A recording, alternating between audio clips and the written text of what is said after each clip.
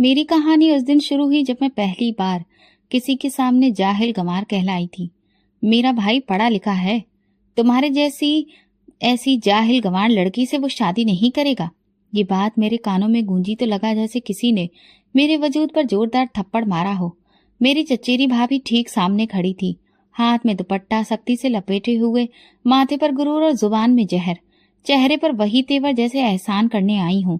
मेरे पापा खामोश खड़े थे, उनकी आंखों में वो सवाल थे जो शायद कभी शब्द ना बन सके। वो सबके सामने झुके हुए हाथ जोड़े खड़े थे। देखो, रिश्ता भले ही तोड़ दो, लेकिन हमारी इज्जत को इस तरह तबाह मत करो। भाभी हंसने लगी, जैसे पापा के शब्द किसी पत्थर से टकराए और लौट आए। गरीबों की इज्जत, ये भी कोई चीज होती है? उनका भाई उमेश, जिससे मेरा रिश्ता तय हुआ था, नजरें चुराकर एक तरफ खड़ा था, जैसे मुझे जानता ही ना हो। ये वही उमेश था जो चुपचाप मुझसे बातें करता था, मुझे किताबें लाकर देता था और वादे करता था कि वो हमेशा मेरा साथ देगा। भाभी के इनकार के बाद घर में खामोशी पसर गई थी, मगर मेरे अंदर एक जंग शुरू हो चुकी थी। माँ कमरे में चुपचाप पुराने कपड़ों की गांठें खोल रही थी। पापा आंगन के कोने में बैठकर दीवार को देख रहे थे, जैसे वो दीवार उनसे कुछ कहने वाली हो।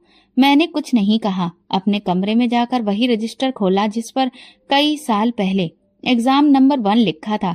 किताबें निकाली जिन पर वक्त की धूल जमी थी, मगर उनके अंदर के शब्द आज भी रोशन थे। अपनी अलमारी खोली, दुपट्टे के पीछे रखे नोट्स बाहर निकाले और मेज पर रखा। कमरा वो छोटा था, लेकिन सपने छोटे नहीं थे। उसी रात नींद आंखों से रूठ गई। पहला पन्ना खोला और कलम उठाई। मैंने कोई दुआ नहीं मांगी, ना कोई वादा किया, सिर्फ एक फैसला किया। अब मेरी पहचान किसी भी मर्द से नहीं, सिर्फ मेरी कामयाबी से जुड़ी होगी। अगले दिन जब मोहल्ले में बात फैली कि उमेश का रिश्ता टूट गया है, तो लोग मुझे देखकर अफसोस की नजरों से देखने लगे। पापा के पास ना नौकरी थी, ना आमदनी का कोई जरिया। माँ सिलाई मशीन पर बैठी रहती थी और मैं सवाल हल करती रहती थी, जिनमें कामयाबी की कोई भी मार्किंग स्कीम नहीं थी। यूपीएससी अब मेरा नया इश्क बन गया था। सुबह सूरज उगने से पहले उठती, पानी से मुंह धोती और आसमान को देखकर दिल में कहती, याद रखना, मैं एक दिन खुद को साबित करके दिखाऊंगी। एग्जाम पास आ रहा था, किताबें कम थी, सवाल ज्यादा। मोहल्ले की चौपाल पर नई नवेली दुल्हनों की हंसी गूंजती थी और नीचे सड़क पर मैं यूपीएससी की पुरानी किताबें ढूंढ रही होती थी। पुरानी किताबों के बाजार से जितने भी सिलेबस की किताबें मिली, मैं सब उठा लाई। कुछ पुराने स्टूडेंट्स से पीडीएफ्स की फाइल ले ली, जो रात को मोबाइल पर डाउनलोड करके पढ़ती थी। रोशनी कम होती थी तो छत पर चली जाती। चांदनी जब किताब पर पड़ती तो लगता जैसे कोई साथ बैठा है।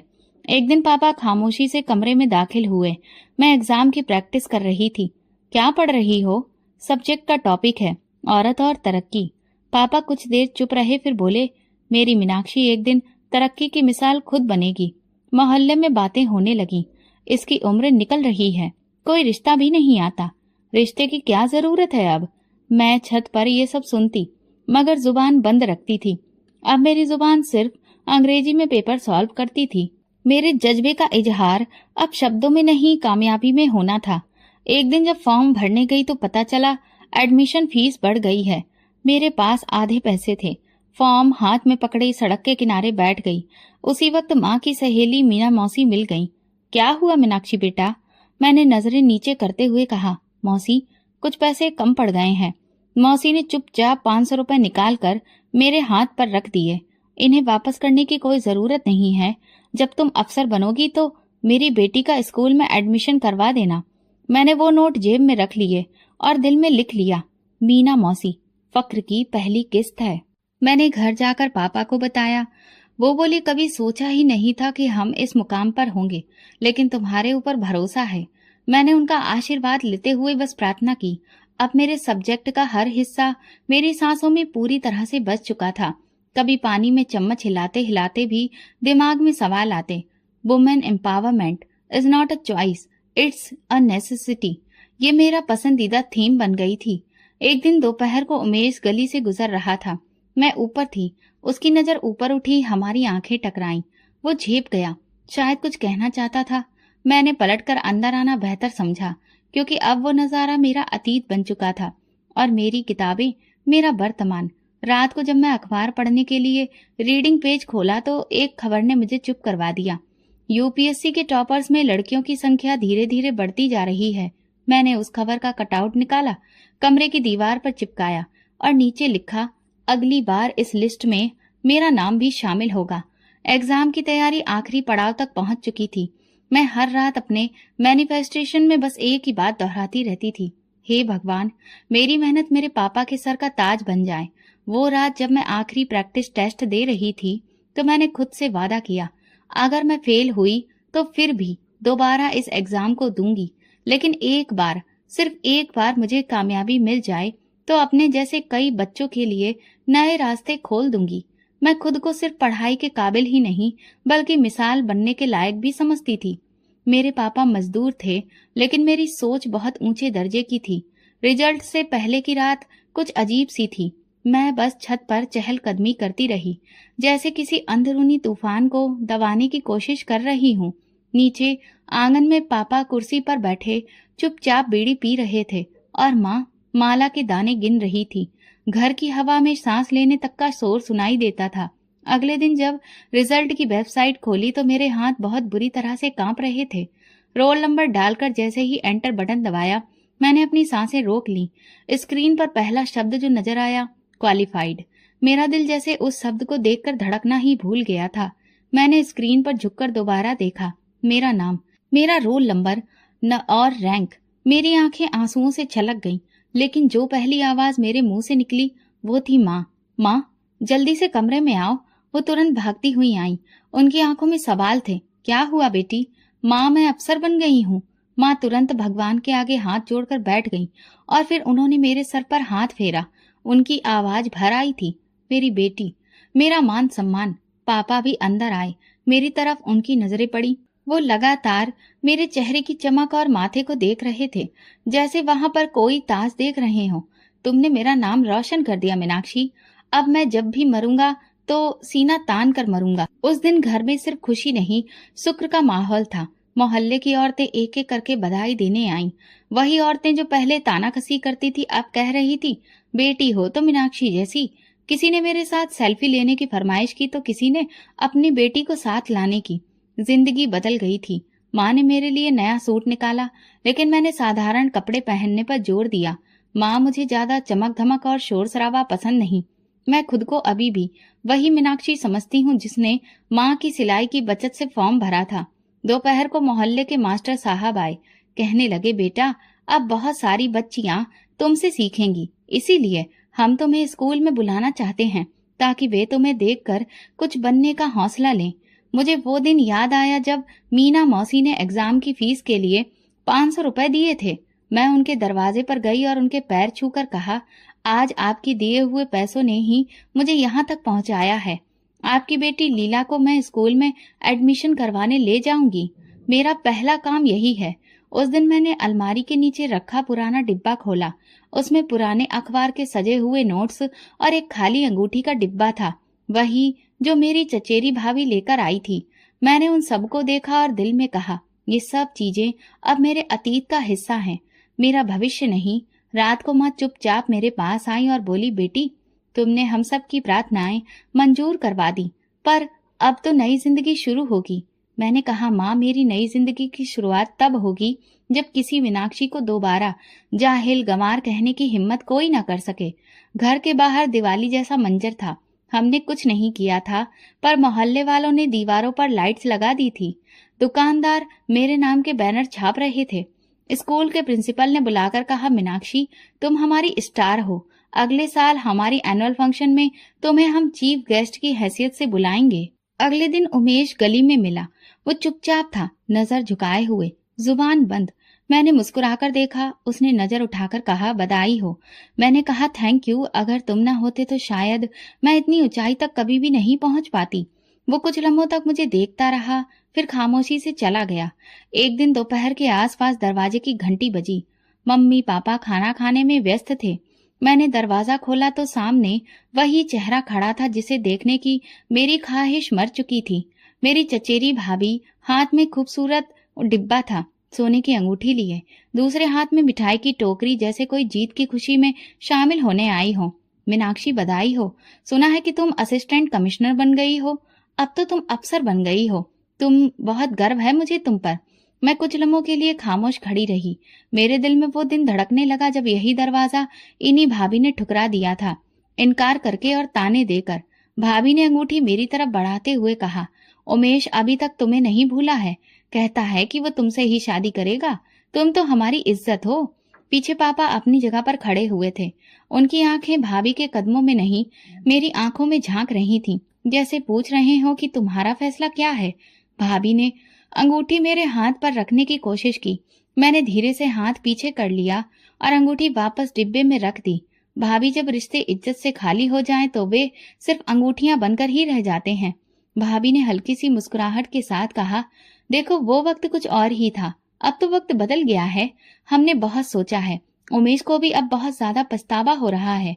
मैंने नरमी से कहा, नहीं भाभी, वक्त बिल्कुल भी नहीं बदला, वक्त ने सिर्फ मुझे बदल दिया है।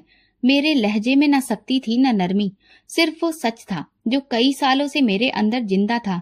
भाभी के साथ खड़ी उसकी छोटी बहन ने धीरे से पूछा, दीदी क्या हम यहाँ पर विदाई करने आए हैं?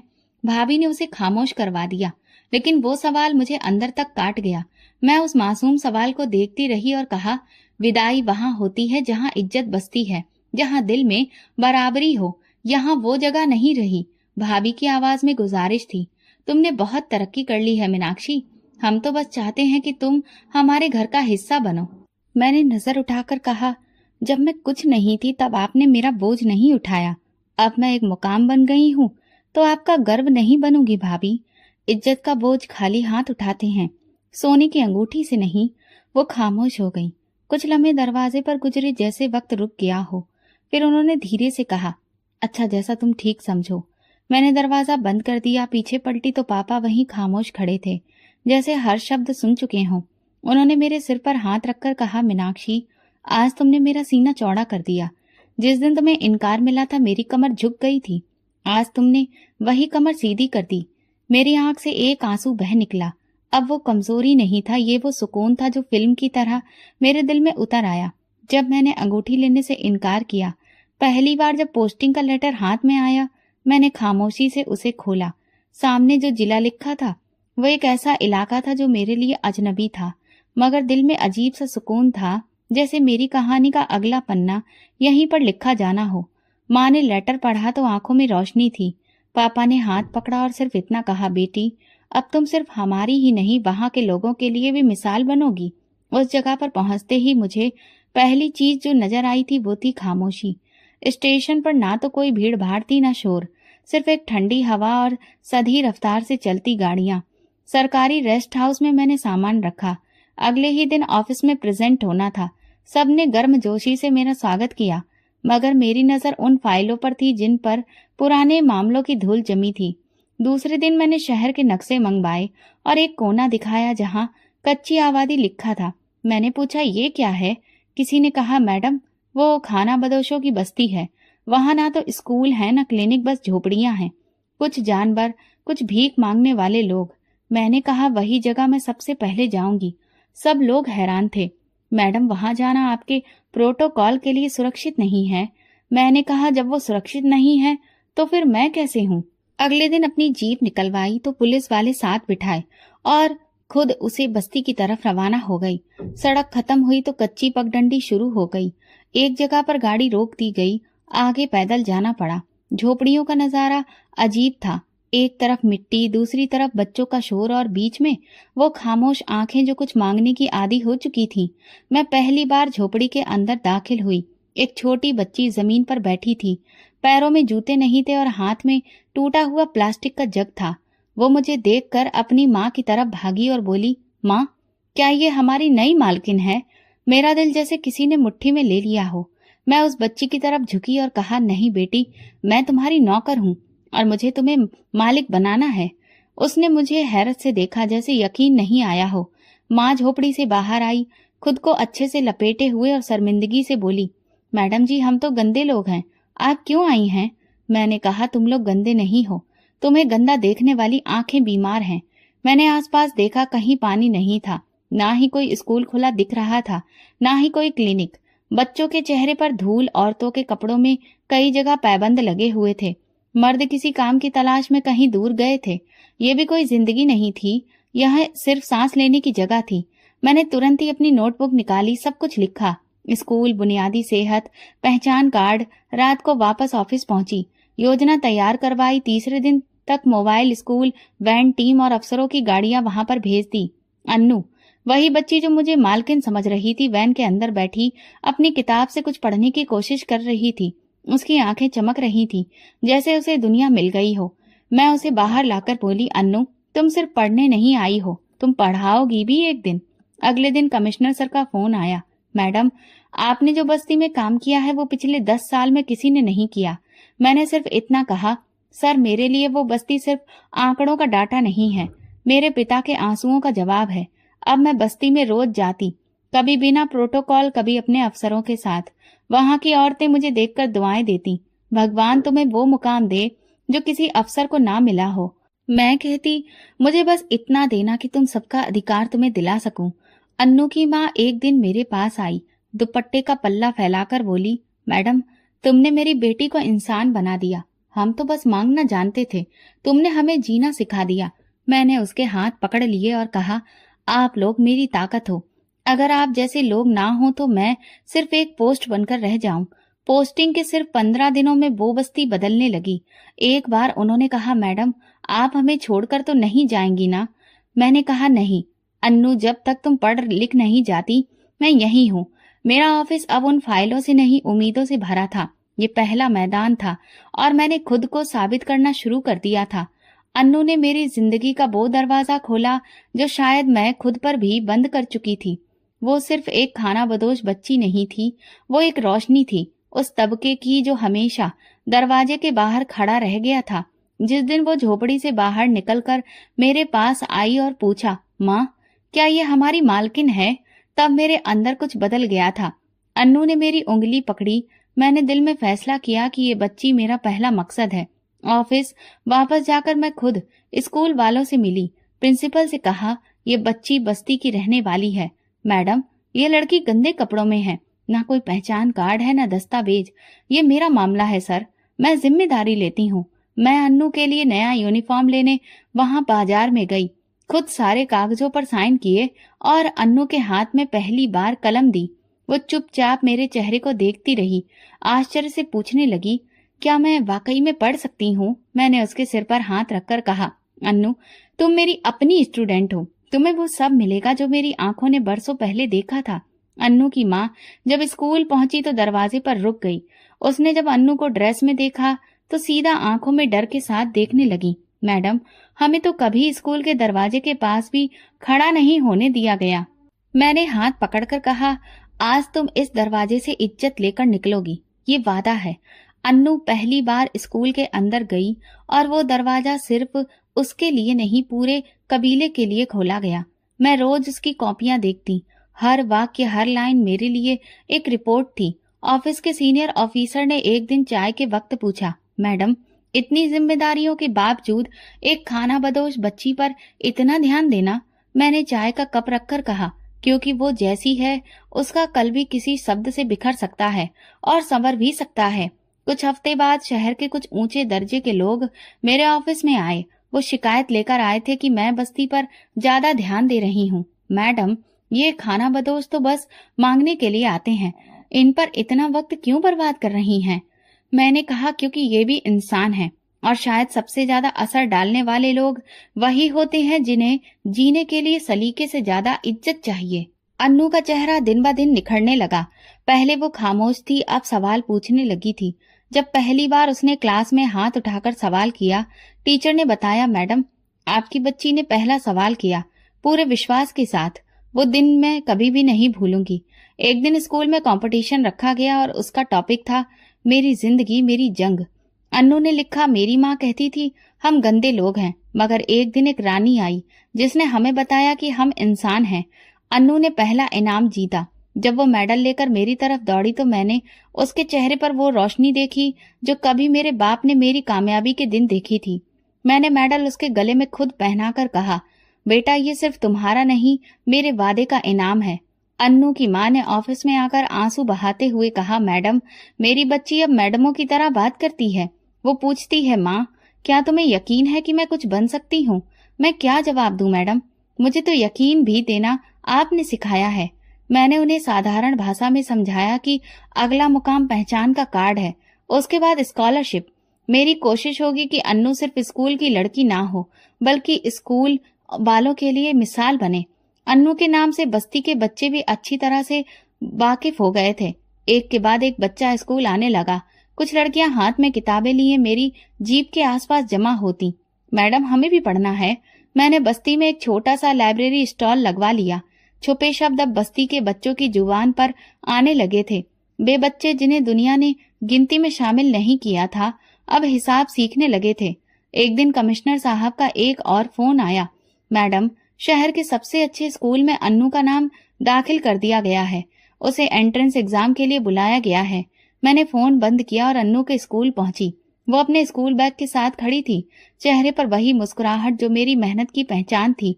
अन्नू मेरी बच्ची नहीं थी, वो मेरे जज्बे की आईनेदार थी, और शायद वो पहला चेहरा था जिसने मुझे भरोसा दिलाया कि मैं अफसर बनकर सिर्फ मेज पर नहीं, जमीन पर भी काम कर सकती हूँ। अन्नू का मेडल, उसकी तरक्की की खबरें मीडिया की सुर्खियों में आने लगी। कुछ अखबार वालों ने लिखा, एक अफसर ने खानाबदोश बच्ची को पूरी तरह से बदल डाला, तो कुछ ने मेरे काम को एक क्रांति का नाम दिया। मैं ऐसे शब्दों से बहुत ज्यादा खुश नहीं होती थी, लेकिन जब दिल्ली के एक बहुत बड़े संस्थान की तरफ से कॉल आई कि मुझे नेशनल एजुकेशन कॉन्फ्रेंस में इनवाइट किया जा रहा है, तो दिल में हल्की सी गर्मी जरूर महसूस हुई। कॉन्फ्रेंस का हॉल भरा पड़ा था।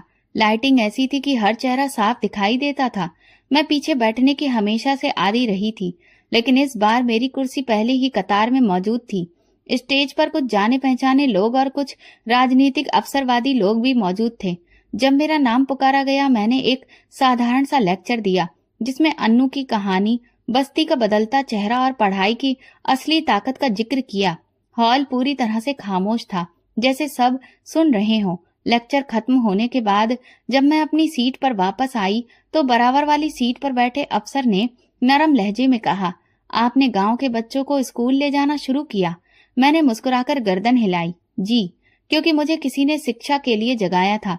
अब मेरा फर्ज है जगाना। वो मुस्कुराया, आंखों में किसी हैरत के बिना सदा सा भाव था। आप जैसी औरतें इस देश का भविष्य हैं। मैंने उसकी तरफ देखा। वो संजय था, जो कि एक अफसर था। मैंने उसका नाम सुना हुआ नहीं था, मगर अंदाज ने मुझे कुछ लम्हों के लिए रोक दिया। वो ना तो बहुत ज्यादा तारीफ किया करता था, ना अपने एक्सप्रेशन से बहुत ज्यादा कुछ जाहिर करता था। आप किस जिले में तैनात हैं? उसने अपने जिले का नाम बताया। मैं शिक्षा के एक पायलट प्रोजेक्ट पर काम कर रहा हूँ। मैंने पूछा, कैसा चल रहा है? आसान नहीं है, लेकिन जब कोई बच्चा अपनी माँ को पहली बार पढ़कर सुनाता है तो सब मुश्किलें खत्म हो जाती हैं। उसकी ये बात मुझे अंदर तक छू गई। हम दोनों की बस कुछ फॉर्मेलिटी से भरी हुई बातें हुई, लेकिन अंदाज बिल्कुल भी फॉर्मेलिटी से भरा नहीं था। ऐसा लगता था जैसे हम एक दूसरे के जज्बे को पहचान चुके हों। कुछ देर बाद संस्थान की तरफ से कुछ सवाल उठाए गए, जिन पर कुछ स्पेशल अफसरों ने अपनी अपनी राय दी। जब मेरी बारी आई तो मैंने कहा, कच्ची आबादियों में शिक्षा को सिर्फ स्कूल की हद तक ना रखा जाए, बल्कि उन बस्तियों को खुद एक ऐसी पहचान दी जाए जिससे वे सबकी नजर में आए। उन्हें भी शिक्षा का अधिकार दिया जाए, सिर्फ कागजों तक सीमित ना रखा जाए। संजय ने मेरे जवाब पर हल्के से तालियां बजाईं और बाद में कहा, बहुत कम लोग होते हैं जो बात को दिल से कहते हैं। आप उनमें से हैं। कॉन्फ्रेंस के खत्म होने के बाद वो मेरे साथ बाहर आया। हम हॉल से निकलकर लॉन में धीरे धीरे चलने लगे। आपने अफसर होकर इंसान होना नहीं छोड़ा, ये तो बहुत ही कम होता है। मैंने जवाब दिया, मैं तो इंसान होकर अफसर बनी थी, वरना शायद मैं इसके पीछे बैठी रह जाती। उसने पूछा, कभी लगता है कि ये सब काफी नहीं है? मैंने कहा, हाँ, लेकिन जब अन्नू की आंखों में उम्मीद देखती हूँ तो लगता है कि शायद एक जिंदगी काफी है, अगर सच में जियो तो। हम काफी देर खामोश रहे। लॉन के किनारे खड़े होकर हमारे आने वाले भविष्य पर बातें की, पॉलिसियों पर नहीं, लोगों पर बातें की। जब मैं वापस गाड़ी की तरफ बढ़ी तो संजय ने कहा, उम्मीद है हम दोबारा किसी फील्ड में मिलेंगे, मीटिंग रूम में नहीं। मैंने पहली बार महसूस किया कि कोई मर्द बगैर किसी रिश्ते की दरकार के, बिना कोई भाव दिए, सिर्फ मेरी बातों से प्रभावित हो सकता है। ये पहली बार था जब मेरी काबिलियत पर कोई ठहरा, बिना किसी मकसद के, वापसी के सफर में मैंने मोबाइल में अन्नू की वो तस्वीर देखी जिसमें वो मेडल पहनकर मुस्कुरा रही थी। मैंने खुद से कहा, अगर कोई मुझे सिर्फ इस बच्ची की कामयाबी से जानता है तो यही मेरी पहचान है। संजय की बातें मन में गूंजती रही। शायद उसकी खामोशी में वो गहराई थी जिसे मैं बरसों से महसूस करना चाहती थी। लेकिन मैं जानती थी अभी मेरे रास्ते में बहुत काम बाकी थे। रिश्ते अगर नसीब में हो तो साथ चलते हैं, और अगर सिर्फ तारीफ का बोझ हो तो फिर दूर रहते हैं। संजय एक अफसर था, मगर शायद पहली बार मुझे अफसर नहीं इंसान की नजर से कोई देख रहा था। अन्नू के स्कूल में एनुअल फंक्शन की तैयारी हो रही थी। मैं बहुत झिझक रही थी, पर दिल में एक अजीब सी राहत महसूस कर रही थी कि कुछ जिंदगियों का रुख बदल रहा था। इसी दौरान ऑफिस में सेक्रेटरी ने आकर जानकारी दी, मैडम, बाहर 2 मेहमान आए हैं। वो अपनी पहचान आपकी भाभी और उमेश के तौर पर करवा रहे हैं। मेरे हाथ में फाइल थी। कुछ लम्हों तक मैं कोई हलचल महसूस नहीं कर पाई, लेकिन फिर जैसे किसी ने सीना चीरकर पुराने जख्म को ताजा कर दिया हो। उन्हें अंदर भेज दो। दरवाजा खुला और वही चेहरे सामने थे। भाभी थोड़ी झुकी हुई थी, गुरूर वाली चाल कहीं पीछे छूट चुकी थी, और उमेश, जिसने कभी नजरें उठाकर मुझसे बात की थी, आज हाथ जमीन पर और नजरें गड़ी हुई थी। मीनाक्षी, उमेश बहुत बदल गया है। भाभी ने बात शुरू की। जब तुम अफसर बनी तो इसका गुरूर टूट गया। अब वो तुम्हें चाहता है, इज्जत देता है और मानता है कि तुम जैसी लड़की से बेहतर कोई नहीं हो सकती। मैं खामोशी से बैठी सुनती रही।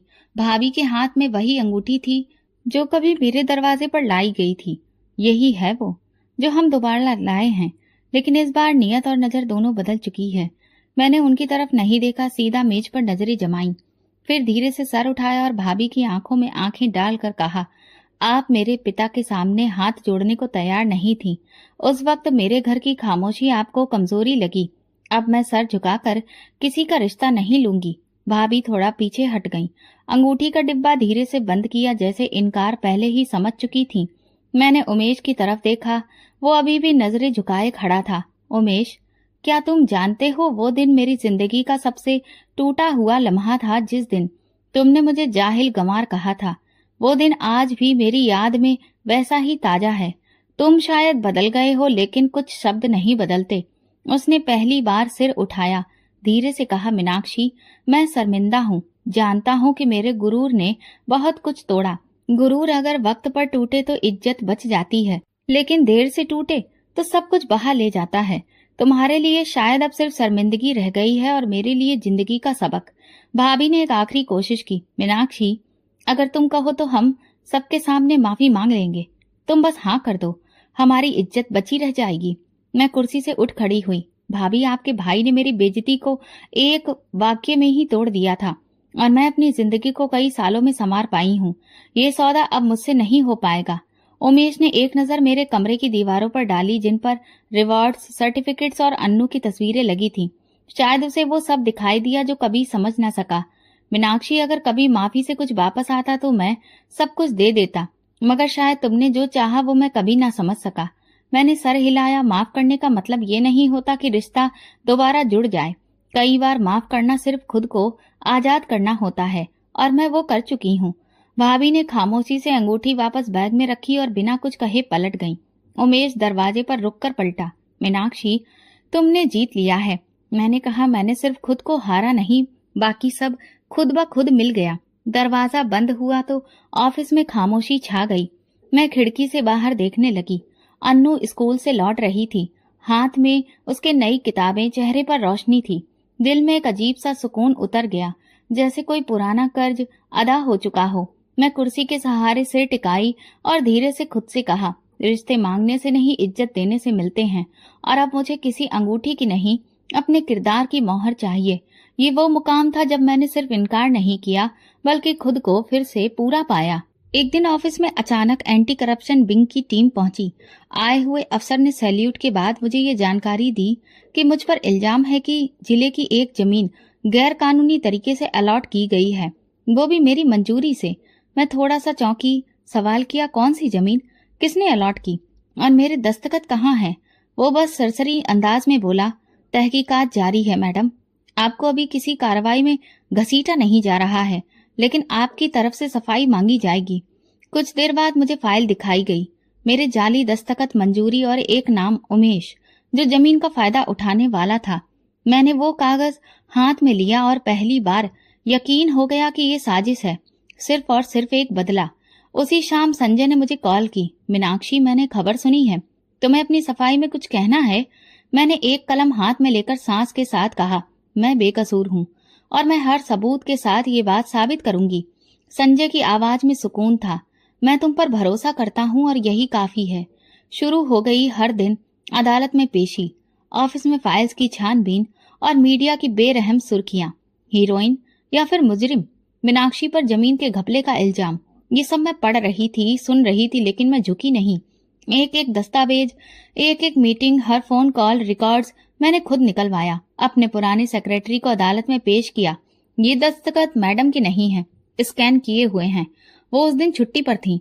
मैंने दफ्तर की सीसीटीवी रिकॉर्डिंग मंगवाई और अदालत में पेश की। मेरी गैर मौजूदगी के वक्त एक पुराना क्लर्क जो उमेश के ही पहचान वालों में से था, वही फाइल अंदर लाया था। फिर उमेश का नाम बैंक स्टेटमेंट में जाहिर हुआ। जमीन की खरीदारी एक ऐसे अकाउंट से हुई थी जो उमेश के पिता के नाम पर था।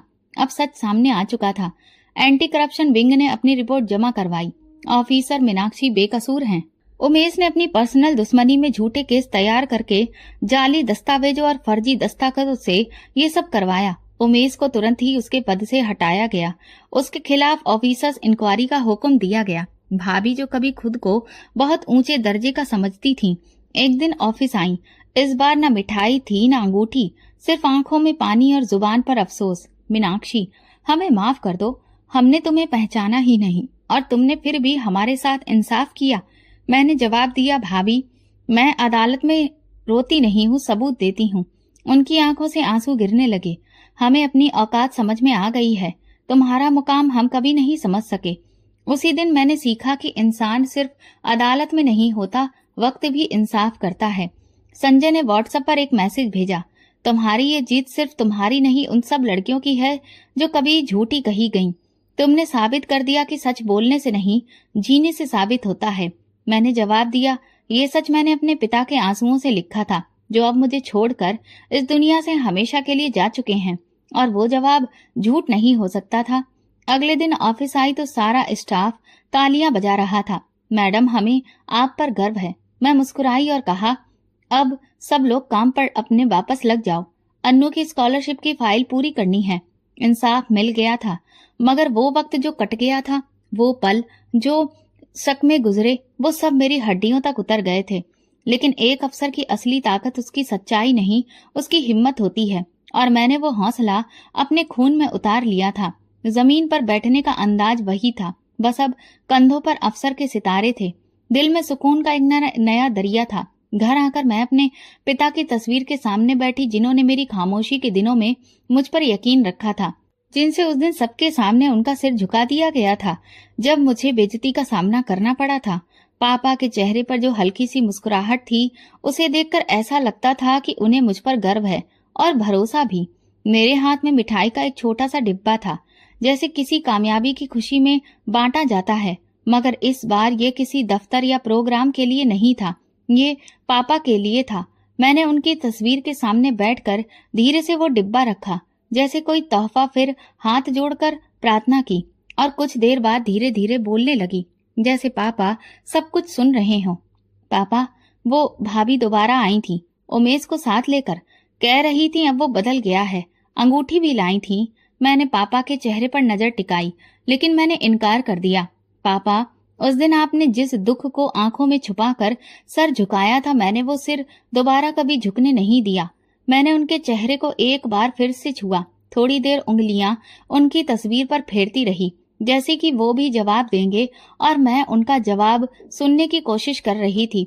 फिर मैं सर उठाया कर बोली, पापा, अन्नू अब स्कूल जाती है, सिर्फ पढ़ती नहीं, अब दूसरों को भी सिखाती है। वो कहती है, मैडम, मैं भी एक दिन अफसर बनूंगी। मैं मुस्कुराई। आपको याद है ना, आप कहा करते थे, बेटी को पढ़ाओ, क्योंकि बेटी जब संभालती है तो कई नस्लें संभालती है। पापा, अन्नू भी संभाल रही है, और मैं भी। कमरे में हल्की सी हवा का झोंका आया और एक अजीब सी खुशबू ने माहौल को घेर लिया। मैंने आंखें बंद कर ली, जैसे वो खुशबू मेरे अंदर उतर रही हो। जैसे पापा का जवाब आ रहा हो, खामोशी में लिपटा हुआ। पापा, मैं आपकी वही मीनाक्षी हूँ जो कभी आपके पीछे खड़ी होकर चुपचाप भाभी की बातें सुना करती थी। आज मैं लोगों के सामने बोलती हूँ, फाइलों पर दस्तखत करती हूँ, फैसले देती हूँ, मगर आज भी दिल वही है, वही पुराना सा दिल जो सिर्फ आपकी दुआओं से चलता है। जब मुझ पर इल्जाम लगा था, सबने आंखें फेर लीं, लेकिन एक शख्स था जो खामोशी से मेरे साथ खड़ा रहा, संजय। उसने मुझसे कुछ नहीं मांगा, सिर्फ यकीन दिया। शायद इसलिए कि वो जानता है कुछ लोग साथ निभाने के लिए होते हैं, दावे करने के लिए नहीं। मैंने हाथ उठाकर आसमान की तरफ देखा। सूरज धीरे धीरे ढल रहा था। मैंने कहा, पापा, अगर आपको फक्र था ना मुझ पर, तो जान लीजिए आज भी मैं वही मीनाक्षी हूँ जो उस दिन आपके कदमों में खड़ी थी। बस आज वो जमीन मजबूत है, क्योंकि आपकी दुआ उन कदमों के नीचे मजबूती दे रही है। ऐसा लग रहा था जैसे पापा ने सर हिलाकर कहा हो, हाँ बेटी, तुमने हमें सुकून दिया है, इज्जत दी है। थोड़ी देर बाद अन्नू का फोन आया। मैडम, आज स्कूल में सबके सामने आपकी कहानी सुनाई। सबने कहा मैं आप जैसी बन सकती हूँ। मैंने हंसते हुए जवाब दिया, अन्नू, तुम पहले से मुझसे बेहतर हो, बस अपनी सच्चाई पर कभी भी समझौता मत करना। काश मैडम का साया अगर हमारी बच्चियों पर हमेशा रहे तो वो आसमान छू लेंगी। अन्नू की माँ ने कहा। मैं एक लम्हे के लिए खिड़की से बाहर देख रही थी। सूरज की किरणें धुंधली हो रही थी, मगर दिल में रोशनी और गहरी होती जा रही थी। मैंने कहा, अपनी माँ से कहना, अब तुम लोग मेरा फक्र हो। फील्ड विजिट मेरे रूटीन का हिस्सा बन चुके थे। कभी पहाड़ी इलाके के स्कूल, कभी शहरी बस्तियों के क्लिनिक और कभी छोटे गांव की जमीन में फंसी फाइल। इन सब रास्तों में संजय अक्सर मेरे साथ होता, खामोश साथी, और हर बार वही सवाल जो वो जुबान से ना कहता मगर आंखों में लिखा होता, क्या हम सिर्फ साथ काम करने के लिए हैं? एक रोज हम दोनों एक दूर दराज गाँव में बच्चों के हेल्थ कैंप पर गए थे। कीचड़, गर्मी और नदी के किनारे पर बसी बस्ती। कैंप के बाद हम नदी के किनारे बैठे। संजय ने मेरी तरफ देखा और बोला, तुमने सच बोलने का हुनर सीखा है मीनाक्षी। मैंने जवाब दिया, और तुमने सच सुनने का। शायद इसीलिए हम अक्सर एक दूसरे को समझ लेते हैं बिना बोले। संजय ने नरमी से कहा, शायद हम एक ही टीम के खिलाड़ी हैं। मैं मुस्कुराकर बोली, और अगर हम वाकई टीम बना ले? वो चौंका नहीं, सिर्फ नजर झुकी, फिर आसमान की तरफ देखा जैसे सोच रहा हो, क्या ये लम्हा फिल्मी नहीं? अगर हम टीम बन गए तो? उसने धीरे से पूछा। तो शायद ये देश, ये बच्चे, ये बस्तियां और ये थकी हुई मैं एक मजबूत छत के नीचे आ जाएंगे। मेरे दिल में ये सवाल बहुत दिनों से था, मगर तुम्हारी नजरों में कभी वो सवाल ही नहीं था। आज पहली बार तुम्हारी आंखों ने इजाजत दे दी।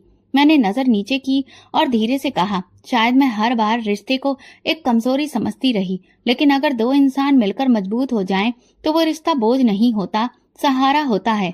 वो सर हिलाकर बोला, मीनाक्षी, ये कोई फिल्मी प्रपोजल नहीं है, ये एक हमसफर, एक हमसाया और एक हमदर्द का खामोश समझौता है। वापसी के सफर में गाड़ी में खामोशी थी, मगर अंदर शोर, वो शोर जो जिंदगी में पहली बार खुशहाली जैसा लगा। हमने कोई तारीख तय नहीं की, कोई वादा नहीं किया, बस एक राज समझ लिया जो शब्दों की मोहताज नहीं थी।